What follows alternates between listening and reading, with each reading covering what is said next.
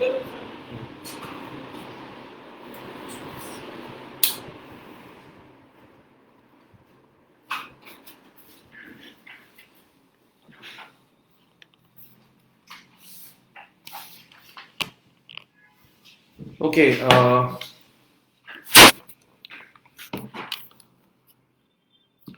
Good afternoon everybody. मैं doctor Saurabh Mukherjee, मैं consultant spine surgeon, शालबी hospital सूरत। मैं लास्ट 9 ईयर से स्पाइन सर्जरी करता हूँ और सूरत में ही प्रैक्टिस कर रहा हूँ। अभी साउथ गुजरात में मैं प्रैक्टिस कर रहा हूँ।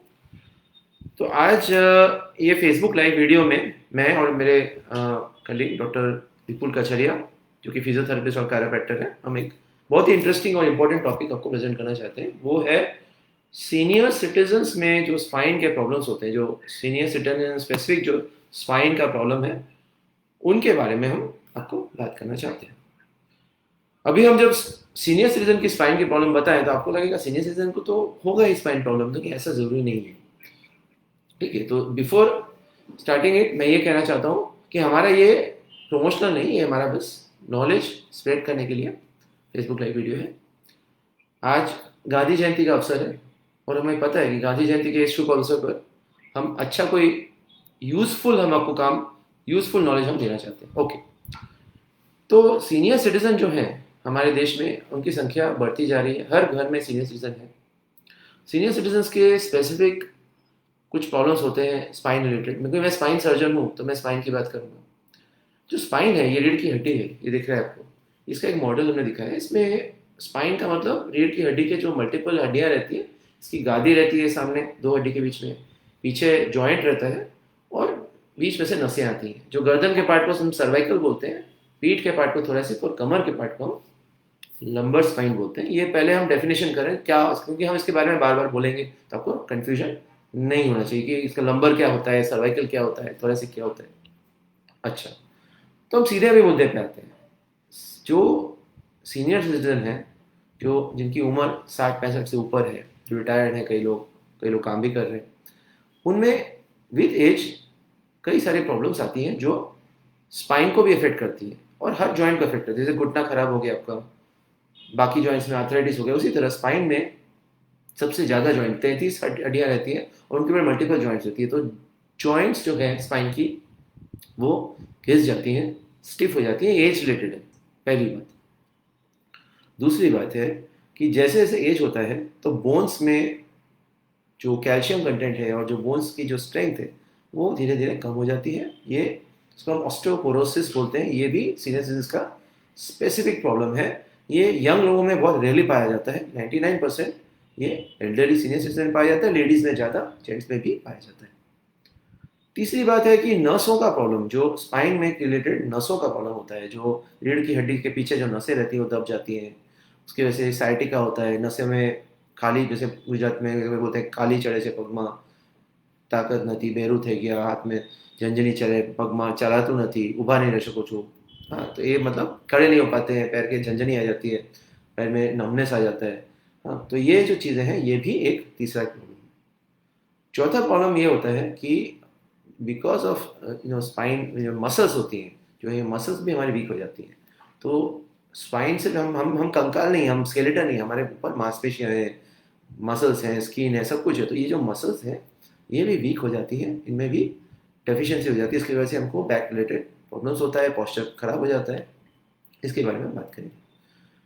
तो अभी आपने सुना होगा कि कैल्शियम का ज़्यादा लेना चाहिए, कसरत करना चाहिए, सब वो तो आपको कसरत के बारे में और जो फिजियोथेरेपी रिलेटेड पार्ट है मेरे कलीग अच्छे से डिटेल में अच्छे से समझाएंगे क्या क्या करते हैं, सीनियर सिटीजन के स्पेसिफिक प्रॉब्लम क्या क्या है। तो मैं उसके बारे में बात नहीं करूँगा। आज मैं आपको बात करूँगा कि क्या क्या चीज़ करने से और पर्टिकुलर क्या क्या चीज़ करने से ये जो प्रॉब्लम्स है ये सॉल्व हो सकती है। सोल्यूशन चाहिए, प्रॉब्लम नहीं चाहिए। आपने बहुत मेहनत की, अपनी सारी ज़िंदगी काम किया है अपने बच्चों के लिए, फैमिली के लिए, सोसाइटी के लिए, अभी आपको उसके कई सारी बैक की प्रॉब्लम्स नई नई चालू हुई। आप पहले 10-10 किलोमीटर चल लेते थे, मॉर्निंग वॉक करते थे। तो सबसे इम्पॉर्टेंट है कि जो एक्सरसाइज है, एक्सरसाइज का ये मतलब नहीं है कि आप जिम जाएं या बहुत हैवी कोई वेट लिफ्टिंग या कोई एरोबिक्स करें। चलना, घर पे सिंपल एक्सरसाइजेस करना, ये भी एक एक्सरसाइज है। स्ट्रेचिंग करना अपने मसल्स को, ये तो आपको डिटेल में वैसे भी सेकेंड पार्ट ऑफ जो लाइव वीडियो है उसमें हम बताएंगे आपको। ओके, तो अभी इसमें ऐसे जो प्रॉब्लम्स होते हैं, ऐसे प्रॉब्लम्स में हम लोग क्या करते हैं, अक्सर हम लोग ये जो इनको हम नेग्लेक्ट करते हैं, और इनको हम लोग सोचते हैं कि ठीक है एक्सरसाइज तो होती रहेगी, लेकिन कुछ स्पेसिफिक एक्सरसाइजेस होती हैं जो स्पाइन रिलेटेड होती है, घुटने के साथ स्पाइन की भी करना ज़रूरी है। सेकेंड बात करते हैं हम लोग जो न्यूट्रिशन, क्या खाने पीने से स्पाइन हेल्दी रहता है। अभी देखिए खाने पीने में सबसे इम्पोर्टेंट है, जैसे जैसे हम लोग की उम्र बढ़ती है, सीनियर सिटीजन में क्या होता है, मेल अब्जॉर्प्शन बोल की एक चीज़ होती है। मतलब क्या, आप खाना वही खा रहे हैं लेकिन एब्जॉर्ब नहीं होता, मतलब पेट के अंतड़ियों में एब्जॉर्प्शन कैपेसिटी कम हो जाती है। इसकी वजह से जो खाना आप 10 साल पहले खा रहे थे वही खाने से आपको कम न्यूट्रिशन मिलता है। जैसे आपका जो फैट सोल्यूबल विटामिन है, विटामिन डी और B12, ये बॉडी में नहीं आता है। उससे क्या होता है कि आपकी हड्डियाँ और मांसपेशियाँ हैं और इवन आपका ब्लड, ये मजबूत नहीं हो पाता है। तो इसके लिए आपको मात्रा और कंसंट्रेशन इन चीज़ों की बढ़ाने की जरूरत। रोटी आप उतना ही खाएं या कम खाएं तो चलेगा, लेकिन अब किन चीज़ों में विटामिन डी है, डी वेजिटेरियंस में सबसे ज़्यादा होता है मिल्क और मिल्क प्रोडक्ट्स में। किसी भी तरह का मिल्क प्रोडक्ट हो जो आपको सूट करे, जिसमें फैट मीडियम क्वांटिटी में हो, वो आप डेली लेना ज़रूरी है। ये ज़रूरी नहीं कि आपको घी लेंगे तो घी में विटामिन डी है, नहीं। आपके फैट में, आपके दूध में, पनीर में, छाछ में, बहुत सारी चीज़ों में हम लोग को विटामिन डी मिल्क प्रोडक्ट्स में मिलती है। यहाँ तक कि पानी में भी विटामिन डी रहता है। पानी बहुत इंपॉर्टेंट चीज़ है। ये अक्सर हर घर में आजकल आर लगता है, तो आर की वजह से क्या होता है, ये जो वाटर में कैल्शियम रहता है वो निकल जाता है, जो पहले आज फिल्टर वाटर में नहीं रहता था। तो आर अगर आपके घर में लगा है, तो आर में आपको एक फिल्टर रहता है जिसमें आप मिनरल्स को ऐड कर देता है, कैल्शियम मैग्नीशियम को ऐड कर देता है, वो लगाना ज़रूरी है। फिर आते हैं, हम बात करते हैं विटामिन B12 की। B12 होता है हमारे तरह तरह के स्प्राउट्स, अंकुरित मूंग, चना वगैरह में रहता है। वेजिटेबल्स में भी, ग्रीन वेजिटेबल्स में रहता है, और ये अपने टू सम एक्सटेंट अगर मिल्क प्रोडक्ट्स में भी रहता है। एनिमल प्रोटीन्स में जैसे अंडा या चिकन फिश, इनमें तो रहता ही है ज़्यादा मात्रा में, लेकिन ये ज़्यादा हर तरह के फूड में रहता है। ऐसा वेजिटेरियन में जो नहीं मिलेगा, या वेजिटेरियन में विटामिन डी डिफिशियंसी होनी है और सबको विटामिन डी कैप्सूल्स या इंजेक्शन लेना ही है, ऐसा कुछ कंपलसरी नहीं है। लेकिन डाइट में रिच इन विटामिन डी, ये दो चीज़ पे आपको ध्यान रहना चाहिए। वेट घटाना, सिर्फ वेट घटा के आपके बॉडी में अगर न्यूट्रिशन कम हो जाए तो उससे कोई फायदा नहीं है। ओके, फिर हम बात करते हैं प्रोटीन की। प्रोटीन भी, तरह तरह के प्रोटीन बहुत इंपॉर्टेंट होता है। आप प्रोटीन, बादाम, काजू, हाँ, किशमिश, अखरोट, कॉस्टली, जो जितना महंगा चीज़ है उसमें नहीं रहता है, ऐसा कुछ नहीं है। सिंपल सस्ती जो चीज़ें हैं जिसमें प्रोटीन जो आप खाते हैं, मूंग दाल है, चना दाल है, सोयाबीन है, इनमें बहुत हाई मात्रा में प्रोटीन रहती है, और इनको डाइट में एडिक्वेट लेना ज़रूरी है। भले आप एक रोटी लें, एक बाटी दाल लेना ही चाहिए। तो ये प्रोटीन आपके मांसपेशियाँ एज वेल एज हड्डियों में आता है। तो ये तीन चीज़ हो गई खुराक के बारे में, जो खाने के बारे में हम बात कर रहे हैं। फिर हम आगे बात करते हैं कि जो पॉस्चर होता है, पॉस्चर में भी अगर अगर आपकी सिटिंग पॉस्चर है, आपका जो कुर्सी या जहाँ पे आप बैठते हैं या जिसमें आप काम करते हैं, वो बहुत ही ज़रूरी है। उससे क्या होता है कि अगर आपको रॉन्ग पोस्चर से झुक के, जैसे सोफ़ा, आजकल के सोफ़ा बहुत मिलते हैं, वो स्टाइलिश देखने में है, लेकिन उसमें ऐसा झुक के बैठना पड़ता है, तो उसमें क्या हो जाता है, रीढ़ की हड्डी में जोर पड़ता है, क्राउच्ड हो जाता है। वैसे भी आपकी रीढ़ की हड्डी कमज़ोर है, उससे ये प्रॉब्लम्स आती हैं। फिर आगे चल के हम बात करते हैं जो नसों का प्रॉब्लम है। नसों का प्रॉब्लम भी कुछ हद तक विटामिन डेफिशिएंसी और प्रॉपर पॉस्चर मेंटेनिंग, आपके proper nutrition of the muscles, nerves से होता है। लेकिन जैसे बाल सफ़ेद होना या अगर मोतिया आना, इसमें कोई खाने से रिलेटेड नहीं होता, ये जेनेटिक होता है और एज रिलेटेड सबको होता है। उसी तरह एक सर्टन एज के बाद सबको सम अमाउंट ऑफ डिजेनरेशन, यानी घसाड़ा जो है स्पाइन में होगा, इसमें कोई डाउट नहीं है। तो इसमें क्या करना चाहिए, इसमें ये करना चाहिए कि ये इसको पहले तो, अगर किसी को कंटिन्यूस बैक पेन हो रहा है या ऐसे नस के सिम्टम्स आ रहे हैं, तो इसको इग्नोर नहीं कीजिए कि ये उम्र उम्र के लिए हुआ है, एज हो गया है, अभी क्या करना है। ये ऐसा बिल्कुल नहीं है। अगर प्रॉपर प्रिकॉशंस, फिजियोथेरेपी, एक्सरसाइजेज, दवाइयाँ ली जाएँ, तो ये डेफिनेटली आपको कई साल तक आप एक्टिव रह सकते हैं, और आपके लास्ट जो लीग बोल सकते हैं, जो आपके जो सेकेंड इनिंग्स है, उसमें आप कंफर्टेबल रह सकते हैं, घूम सकते हैं, सब काम कर सकते हैं। तो ये बहुत ज़रूरी है कि इसको आप डायग्नोस करें। कैसे डायग्नोस किया जाता है? सबसे पहले तो आपको इनिशियली दौड़ के थोड़ा भी बैक पेन हुआ तो भाग के स्पाइन के स्पेशलिस्ट के पास जाने की ज़रूरत नहीं है। लेकिन अगर मान लो कि फिजियोथेरेपी लिया या आपने थोड़ी मेडिसिन ली, मैंने अपने फैमिली डॉक्टर को दिखाया, फिर भी पेन हो ही जा रहा है, तो आपको ये चीज़ इग्नोर नहीं करना चाहिए। आपको ये इन्वेस्टिगेशन करना चाहिए, सिंपल एक्सरे, एक क्लिनिकल एग्जामिनेशन, या एक ज़रूरत पड़े तो किसी किसी पेशेंट में एमआरआई करके इजीली ये पता चल जाता है कि कितना आपको नस में प्रॉब्लम है, कितना गादी में प्रॉब्लम है। और उसके हम टाइम में अगर हम ट्रीटमेंट करते हैं तो 80% पेशेंट्स को कोई भी फ्यूचर में सर्जरी नहीं पड़ती और बिना सर्जरी के ठीक हो जाते हैं। तो ये बहुत ज़रूरी है कि prevention is better than cure, number one. फिर कुछ कुछ थोड़ी सीरियस चीज़ों पे आते हैं जो सीनियर सिटीजन में आती है, जो वो भी बताना ज़रूरी है, क्योंकि ये चीज़ आपको सुनी होंगी, ऑस्टियोपोरोसिस हो जाता है, डिस्क का प्रॉब्लम हो जाता है, कैल्शियम और ये मांसपेशियाँ कमज़ोर हो जाती है, और कुछ चीज़ें बहुत इंपॉर्टेंट है। सीनियर सिटीजन में अगर बहुत ज़्यादा दर्द हो रहा है, अनएक्सप्लेन दर्द हो, तो कैंसर स्पाइन में बहुत कॉमनली फैलता है, चाहे वो प्रोस्टेट का कैंसर हो, ब्रेस्ट का कैंसर हो। तो अगर किसी में अनएक्सप्लेन बहुत ज़्यादा पेन हो रहा है, तो उस पर अगर वही कैंसर की वजह से भी अगर 70-60-70% तो वो भी हम लोग रूल आउट कर सकते हैं। सिंपल एग्जामिनेशन, एक एमआरआई से हम लोग उस कैंसर को पकड़ सकते हैं, जो कि कोई भी कैंसर लंग्स में फैलता है, कहीं भी ब्रेस्ट कैंसर हो, कोई भी कैंसर हो, किडनी का, बहुत सारे कैंसर जाके स्पाइन में, रीढ़ की हड्डियों में जाके बस जाता है, वहाँ दिखता है। बैक पेन पहले हो सकता है सिर्फ बैक पेन की वजह से, और कुछ प्रॉब्लम है, कोई गांठ नहीं है, कुछ नहीं, हिस्ट्री नहीं है, सीधा बैक पेन ने क्या है, चेक किया, एमआरआई किया, देखा कैंसर है। तो ये भी एक इंपॉर्टेंट चीज़ है।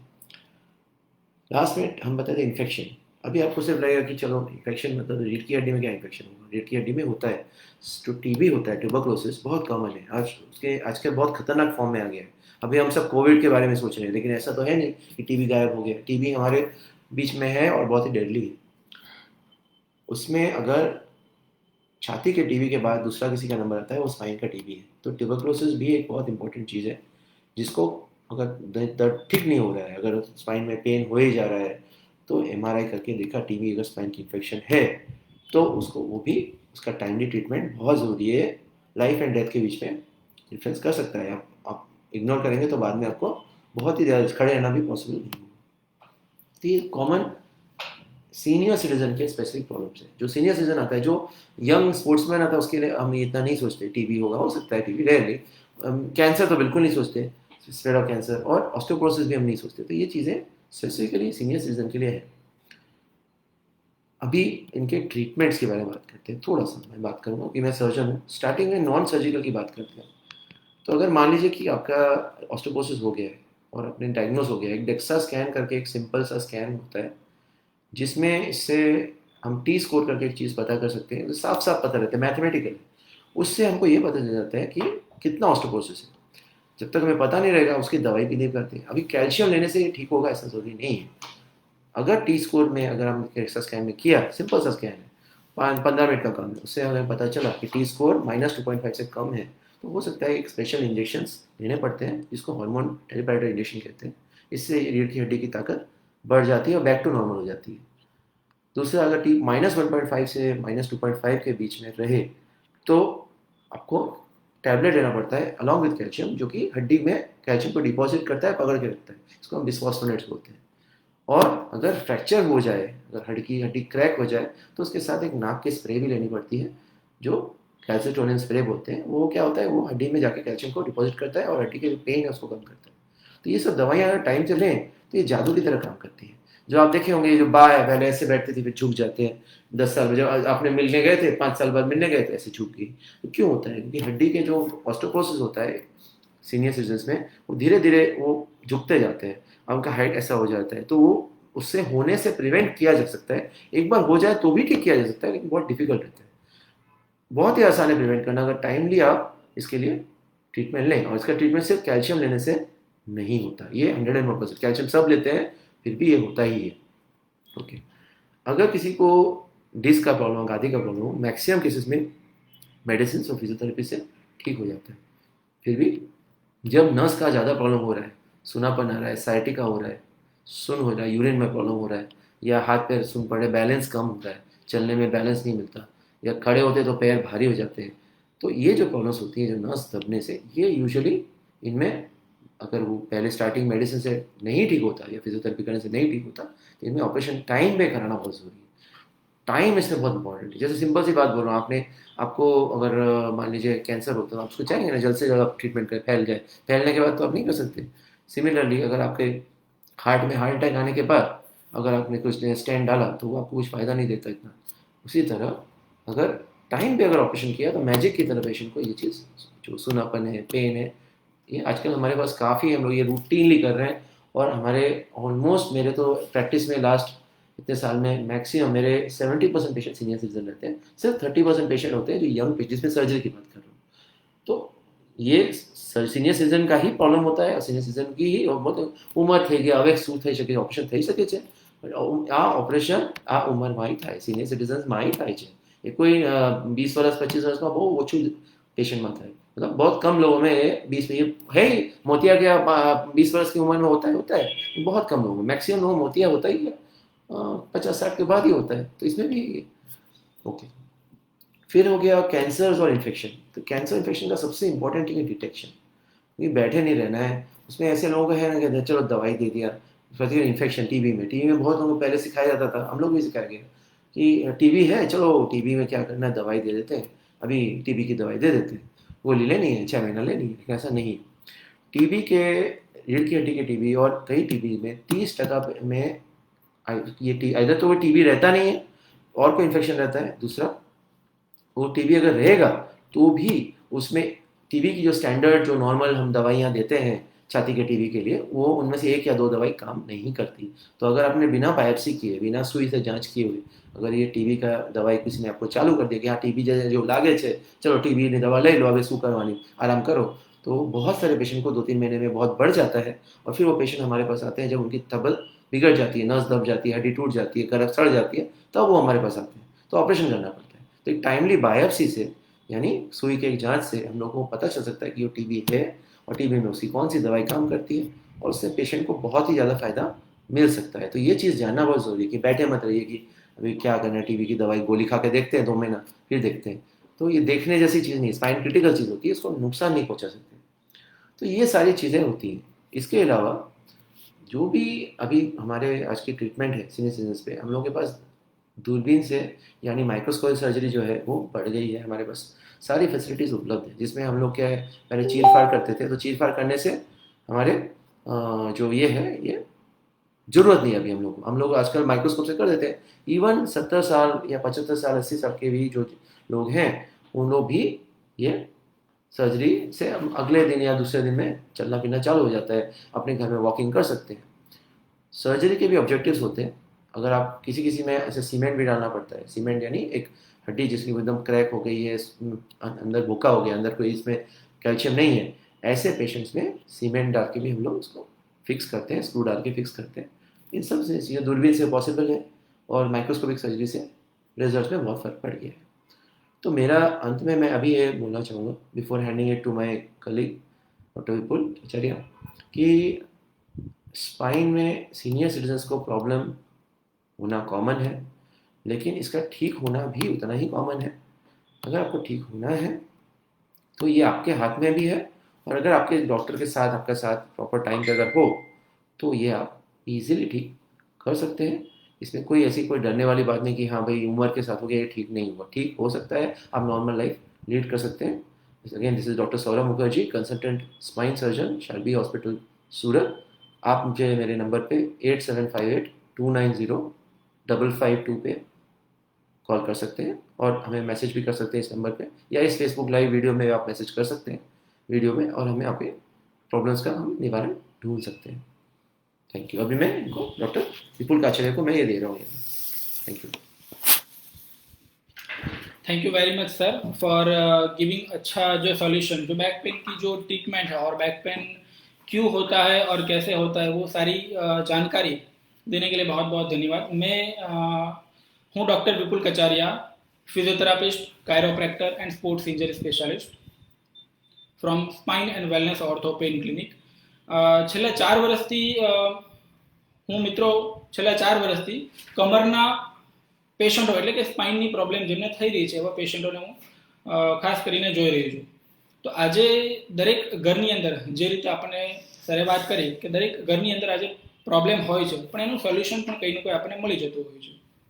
તો જેવી રીતે જોવા જઈએ કે આજે દરેક ઘરમાં એક કમર અને ઘૂંટણ આ બે દુખાવા તો એક કોમન થઈ ગયા હોય છે। તો એક રિસર્ચના આધારે એવું કહેવામાં આવે છે કે દર 100માંથી 70% લોકો એવા હોય છે કે જેમને કમરનો દુખાવો થતો હોય છે. કોઈને ગાદી બહાર આવી ગઈ હોય છે, કોઈને કમર જકડાતી હોય, કોઈને નસ દબાતી હોય છે, કોઈને મણકું ખસી ગયું હોય છે.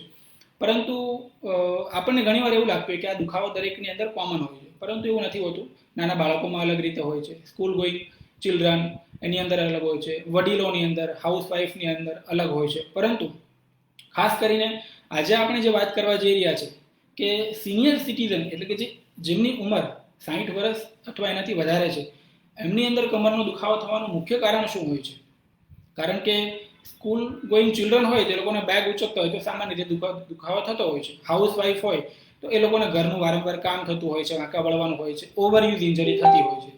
પરંતુ સિનિયર સિટીઝનની અંદર એમને નથી કોઈ કામ હોતું, સમય પૂરેપૂરો હોય છે, છતાં કમરનો દુખાવો થવાનું કારણ શું છે? એમનું ટ્રાવેલિંગ પણ એટલું બધું નથી હોતું જનરલી. તો કમરના દુખાવાનું કારણ જે છે મોસ્ટ ઓફ કોમન છે, પણ સરે કીધું એ રીતે કે એમનું પ્રોબ્લેમનું સોલ્યુશન પણ બહુ કોમન છે. તો આજે આપણે જોતા હોય છે કે સિનિયર સિટીઝનની અંદર આપણા માતા પિતાને ખુશ રહેવા માટે ખુશ જોવા છે કે કેમ? દરેક માતા પિતાને એવું હોય છે કે મારે પણ મારો દીકરો અમેરિકા અથવા કેનેડા અથવા યુકેમાં ફરી રહ્યો છે, અથવા તો ત્યાં છે તો મારે એમને મળવા માટે જવું છે, અથવા તો મારે યાત્રા પર સોમનાથની યાત્રા કે માનસરોવર જવાની ઈચ્છા આજે દરેકના હોય છે. અને દરેક માતા પિતાને બહાર જવાની અને પોતાના દીકરાને મળવાની ઘણી બધી અને યાત્રા કરવાની ઘણી તમન્ના હોય છે, પરંતુ શરીર ક્યાંક ને ક્યાંક સાથ નથી આપતું. એનું કારણ જવાનો સમય થાય, જ્યારે ટિકિટ આવવાનો સમય થાય ત્યારે કમરનો દુખાવો વધી જાય છે, ક્યારેક ઘૂંટણનો દુખાવો વધી જાય છે, તો પાછું સારું પણ થઈ જાય છે અને યાત્રા પણ થતી હોય છે. પણ ડ્યુરિંગ યાત્રા દરમિયાન પણ ક્યારેક એવું થાય કે અમે યાત્રા આગળ પૂરી થાય એવી નથી, કારણ કે કમરનો દુખાવો જે છે એક ક્યારેક સડનલી વધી જતો હોય છે, ક્યારેક એમને ઘટી જતો હોય છે. તો આ પિક્ચર દ્વારા તમે એક નિહાળી શકો છો કે દરેક માતા પિતા અને દરેક સિનિયર સિટીઝનને આ લાઈફ ખુશ લાઈફ દરેકને જોઈએ છે, રાઈટ?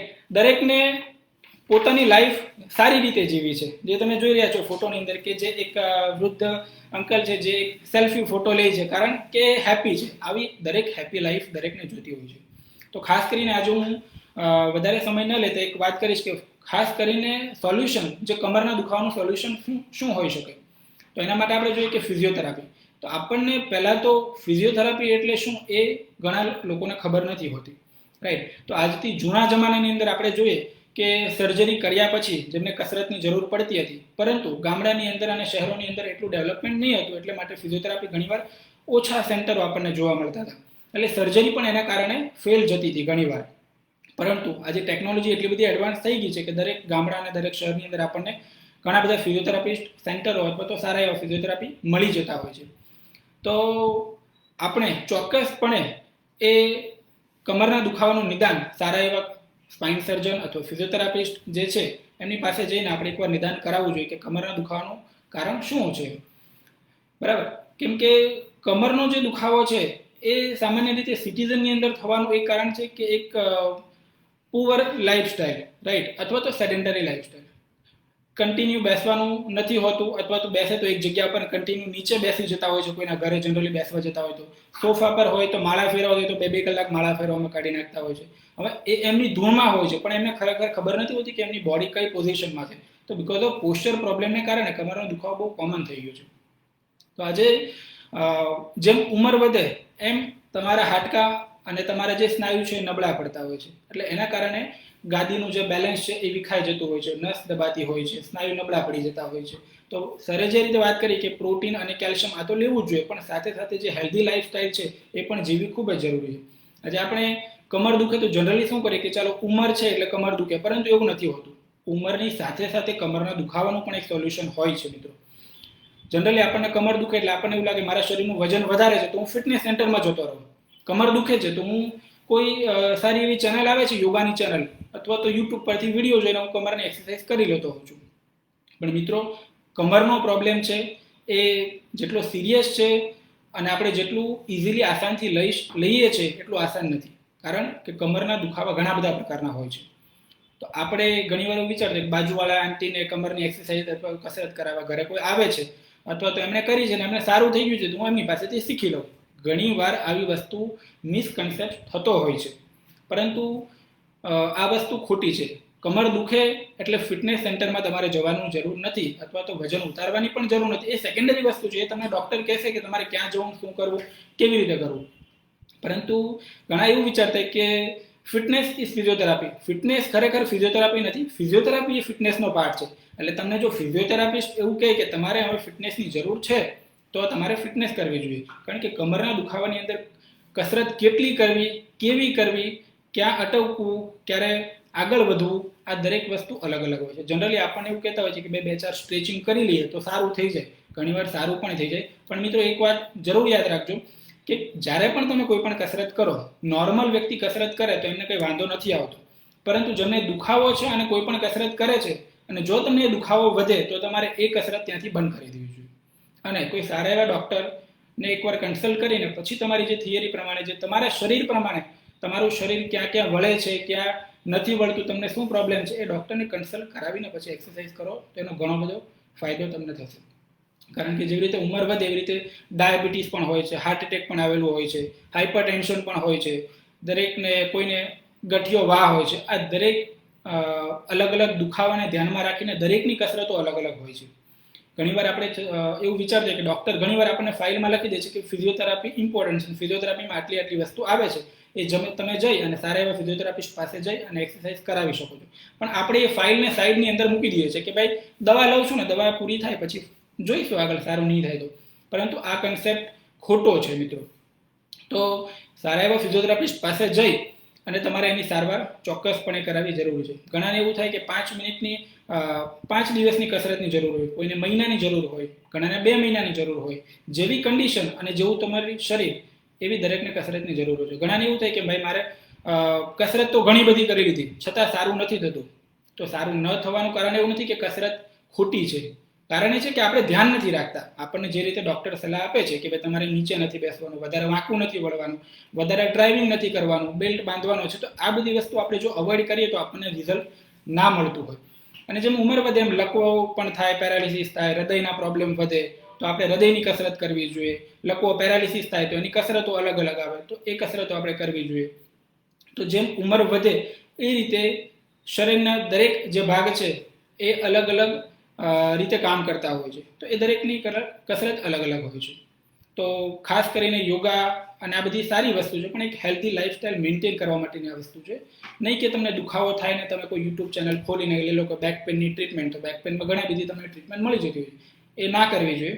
તો આજે હું તમને એક જે ખાસ કરીને એડવાન્સ જે ફિઝિયોથેરાપી ફિલ્ડ એટલું બધું આગળ આવી ગયું છે, જેવી રીતે કે સ્પાઇન સર્જરીની અંદર એટલી બધી સર્જરીઓ સક્સેસ થાય છે, જે પહેલાં સક્સેસ રેટ ઓછો હતો. પણ આજે ડૉક્ટરોનું નોલેજ, ડૉક્ટરોના જે સેમિનાર્સ, એની જે ટેકનોલોજી, એની જે ટ્રીટમેન્ટ, આ બધી પદ્ધતિઓને ધ્યાનમાં રાખીને જોઈએ ને તો એના રેટ પણ એટલા બધા હાઈ થઈ ગયા છે. એવી જ રીતે ફિઝિયોથેરાપીની અંદર ઘણી બધી એડવાન્સ ટેકનોલોજી આવી ગઈ છે. અત્યાર સુધી આપણે ફિઝિયોથેરાપીમાં એવું માનતા હતા કે ગરમ પાણીનો શેક કરવાથી સારું થઈ જાય. ફિઝિયોથેરાપી એટલે ખાલી બરફનો શેક કે ખાલી કરંટ લગાવી દે અને સારું થઈ જાય. બરાબર, આપણી માનસિકતા જે છે આટલા પૂરતી સીમિત હતી.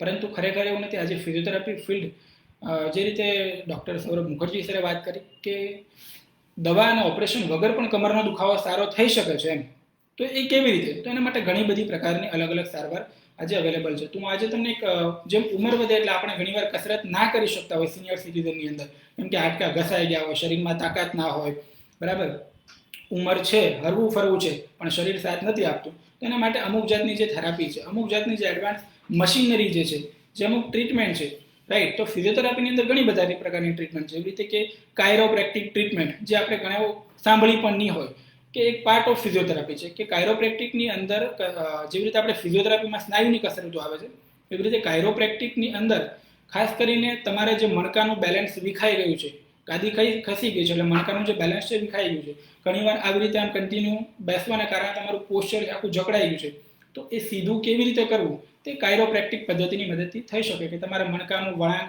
સીધી રીતે આપવો, કે તમારું જે એલાઇનમેન્ટ છે એ બગડી ગયું છે, તો એક ખાસ કરીને કાયરોપ્રેક્ટરની મદદથી સીધું થઈ શકે છે.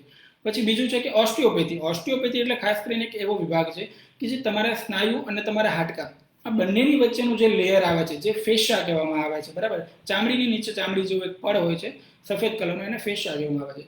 અને બોડીની અંદર જે પણ સિસ્ટમ છે જે બ્રેઇન સાથે કનેક્ટેડ છે, તો મગજ દ્વારા અથવા તો અલગ અલગ પદ્ધતિઓ દ્વારા ઓસ્ટિયોપેથિક ટેકનિકથી જે તમારા લિગામેન્ટ જે છે, મસલ જે છે, જે ઓર્ગન છે, એનું બેલેન્સ કરી અને પ્રોપર રીતે એને વ્યવસ્થિત સીધું કરવામાં આવે છે, જેને ઓસ્ટિયોપેથિક ટ્રીટમેન્ટ કહેવાય છે.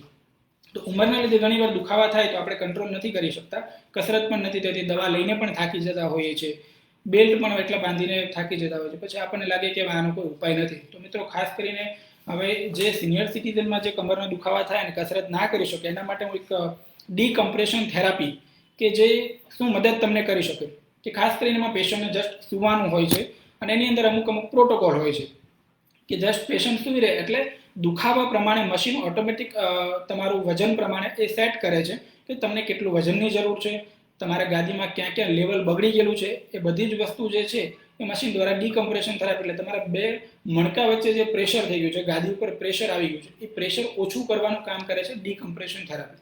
તો એક આ મશીન છે મિત્રો જેને ડીકમ્પ્રેશન થેરાપી છે, જે તમે અહીંયા જોઈ શકો છો, બરાબર. તો આ એક એડવાન્સ ટ્રીટમેન્ટ ફિઝિયોથેરાપી ફિલ્ડની અંદર છે કે જેને ડીકમ્પ્રેશન થેરાપી દ્વારા પણ આપણે કમરનો દુખાવો સારો કરી શકીએ છીએ. બીજું છે એક લેઝર થેરાપી છે કે લેઝર થેરાપીનું કામ શું હોય છે, આપણે ઘણીવાર સાંભળેલું છે કે cold therapy, hot therapy, right. આ બધી લેઝર થેરાપી જે છે, લેઝર થેરાપી જે દુખાવો હોય છે, જ્યાં તમને સોજો આવી ગયો છે, વધારે બેસવાના કારણે સિનિયર સિટીઝનની અંદર કમરની અંદર અમુક જગ્યા ઉપર સોજો આવી જતો હોય તો એ સોજો દવાથી ઘણીવાર અમુક સોજા એવા હોય છે કે જે ના ઉતરતા હોય તો એને ઉતારવાનું કામ જે છે લેઝર થેરાપી. લેઝર થેરાપીથી જે હાડકા સુધી જે સોજો પહોંચી ગયો છે એ સોજાને ઓછો કરવાનું કામ લેઝર થેરાપી કરે છે. તો આ એક તમે જોઈ શકો છો કે આ લેઝર થેરાપી દ્વારા આપણે દુખાવાને કંટ્રોલમાં લાવી શકીએ છીએ, બરાબર. પછી એક એડવાન્સ બીજું એક છે કે જે મણકાનું એલાઇનમેન્ટ આપણને થાય કે ઉંમર થાય એટલે આખા વાંકા વળી ગયા છે તો હવે આવું જ રહેવાનું છે, પરંતુ ખરેખર એવું નથી. તમારું શરીર સીધું થઈ શકે છે, તમે સ્વસ્થ બની શકો છો જો તમે ધારો તો, બરાબર. તો એના માટે અમે એક મણકાનું એલાઇનમેન્ટ કરવા માટેની એક ગન આવે છે કે જેના દ્વારા જે મણકાની અંદર પ્રેશર વધી ગયું હોય છે, જેનું બેલેન્સ વિખાઈ ગયું હોય છે, તેનું સેટિંગ અમે આ એક ગન દ્વારા અમે કરતા હોઈએ છીએ. જે આ ગન છે જેની અંદર પેશન્ટને કશું જ કરવાનું નથી હોતું, જસ્ટ પેશન્ટને સુઈ અને એના ઉપર અમે અલગ અલગ લેવલ ચેક કરી અને આ ગનથી એના મણકાનું બેલેન્સ અમે અલગ અલગ રીતે કરતા હોઈએ છીએ. જ્યાં અમે ઘણીવાર પેશન્ટને હાથ લગાવીએ તો દુખાવો થતો હોય છે, તો અમે હાથ ન લગાવતા એ મશીન દ્વારા એમને સારવાર કરતા હોઈએ છીએ. પછી એક છે કે મેગ્નેટોથેરાપી, બરાબર. કે એક મેગ્નેટોથેરાપી એવું કામ કરે કે તમારા શરીરની અંદર જેટલું બ્લડ સર્ક્યુલેશન જે છે એનું પરિભ્રમણ ઘણીવાર ઓછું થતું હોય. જેમ ઉંમર વધે એમ તમારા હાડકા ઘસાય, સ્નાયુ નબળા પડે, એની અંદર બ્લડનું સર્ક્યુલેશન ઓછું થાય. તો આ મેન્ટેન કરવાનું છે, સર્ક્યુલેશન ઓછું થાય એટલે ત્યાં ગાંઠ જામી જાય ઘણીવાર, જેને ટ્રિગર પોઈન્ટ આપણે કહેવાય કે ગાંઠ જામી જાય એટલે ત્યાંથી લોહીનું હલનચલન ઓછું થઈ જાય. એટલે આપણને બેસતી વખતે ઘણીવાર એવું લાગે કે મને અહીંયા એક જગ્યા પર કન્ટિન્યુ દુખાવો થાય છે. ઘણીવાર એક બાજુ બેસતા હોય તો આપણને ઘણીવાર દુખાવો, વાંકા વળીએ કોઈ વસ્તુ લેવામાં આવે તો દુખાવો થતો, ત્યાંથી નસ દબાઈ જાય ઘણીવાર, બરાબર, એ ગાંઠને કારણે. તો એ ગાંઠ ઓગાળવાનું કામ કરવા માટે ઘણી બધી ડ્રાય નીડલિંગની ટેકનિક છે. પછી મેગ્નેટોથેરાપીનું ખાસ કરીને કામ એ છે જે લોહીનું પરિભ્રમણ વધારી દે, બરાબર. ગુરુત્વાકર્ષણ નું લેવલ, મેગ્નેટિક ફિલ્ડ એટલે કે ગુરુત્વાકર્ષણ બળ જે છે શરીરની અંદર અમુક કારણોસર એ ઓછું થઈ જતું હોય છે, બરાબર. કારણ કે સ્નાયુ કામ ના કરે એટલે પરિભ્રમણ ઓછું થાય અને ઉંમરના કારણે કસરત ના કરીએ એટલે શરીર નબળું પડે.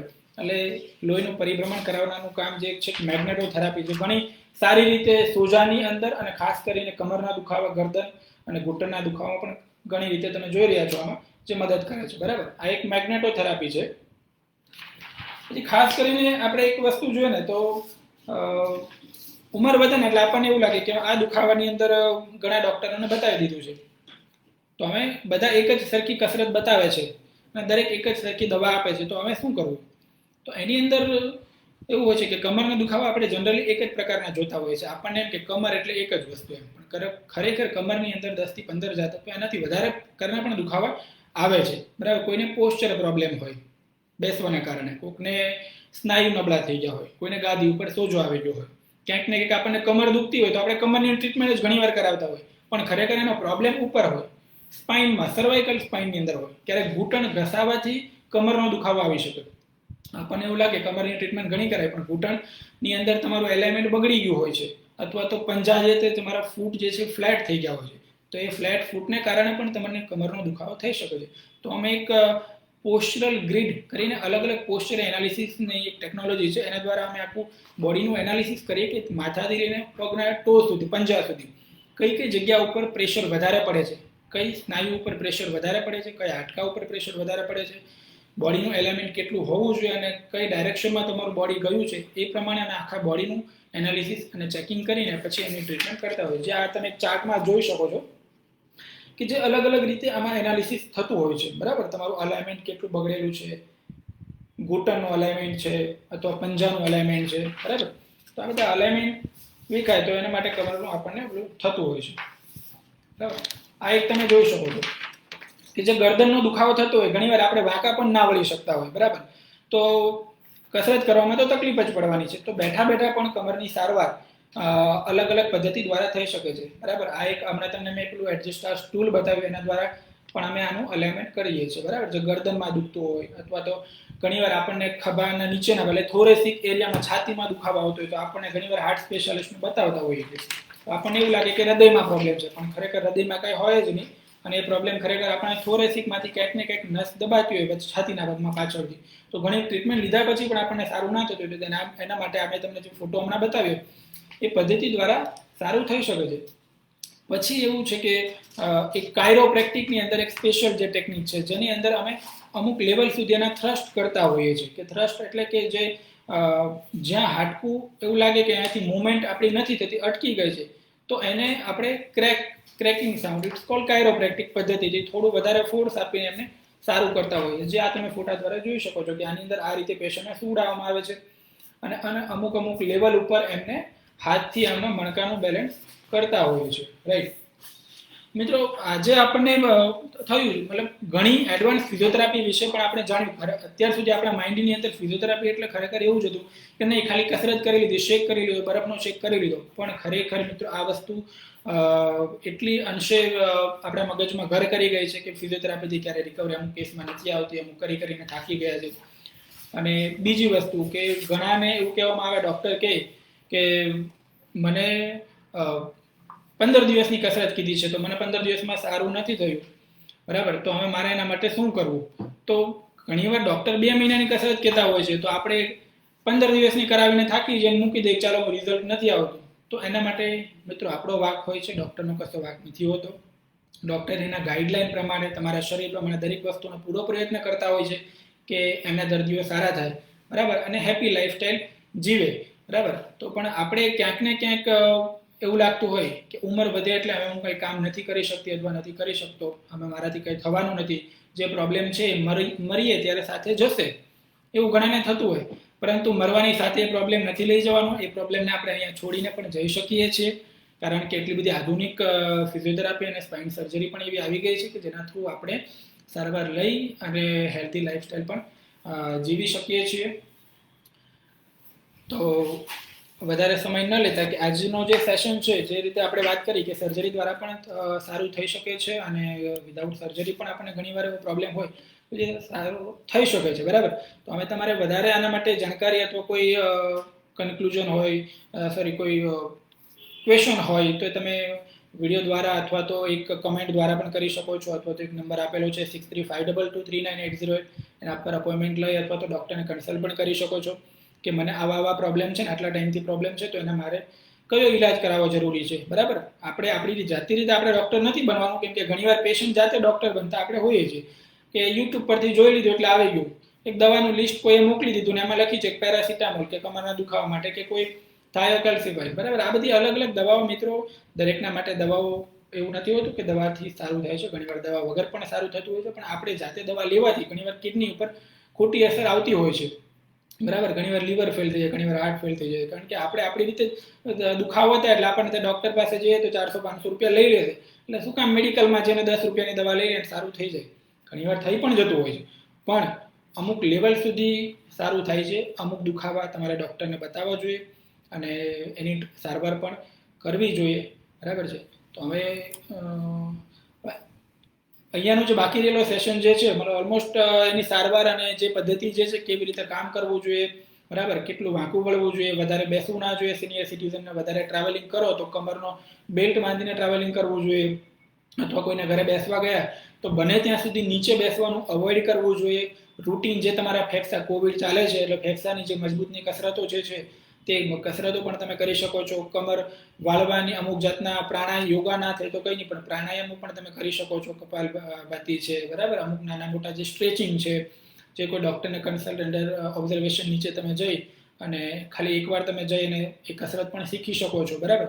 તો હવે જે નેક્સ્ટ અમારો જે સેશન રહેશે આફ્ટર 3-4 મહિના પછી અમે કોઈ અલગ સ્પાઇન ઉપર ટોપિક વિચારીશું કે લાઈફસ્ટાઈલ હેલ્ધી કેવી રીતે રહેવી, અથવા તો કઈ રીતની સ્પાઇનની અંદર શું એડવાન્સ ટેકનોલોજી આના કરતાં પણ આગળ બીજી છે, તો એના માટેનો આગળનો 3-4 મહિના પછી અમારો એક લાઈવ સેશન ગોઠવીશું. તો સાંભળવા માટે ખૂબ ખૂબ ધન્યવાદ અને થેન્ક યુ વેરી મચ.